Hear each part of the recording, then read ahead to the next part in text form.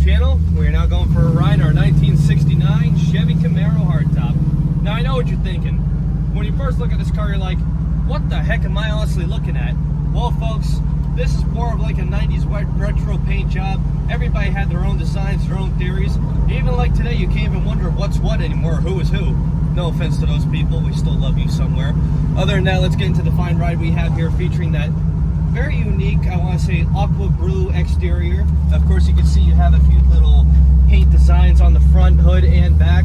Other than that, it does feature a 2-inch cowl induction hood, has a spoiler in the back, chrome torque thrust wheels on it. Moving on to the interior now, featuring the upgraded cluster there. As you can see, it does not have tilt column, but of course offers a lot of leg room. Has the GT Grand steering wheel. They offer to paint the dash blue also.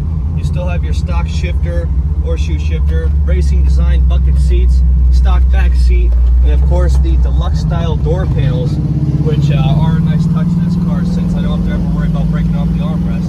One of the things you also see is that they do have added vintage air, which does bring us to the engine bay, featuring a 383 stroker motor, aluminum heads, does have aluminum headers on it, does sound very good when you get on it.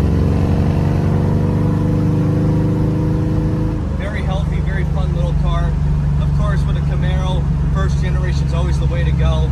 And right now we're just going to cruise and have a little fun, but then just turn around and get it up on the lift. So please stay tuned with us as we get it up on the lift and see the underneath.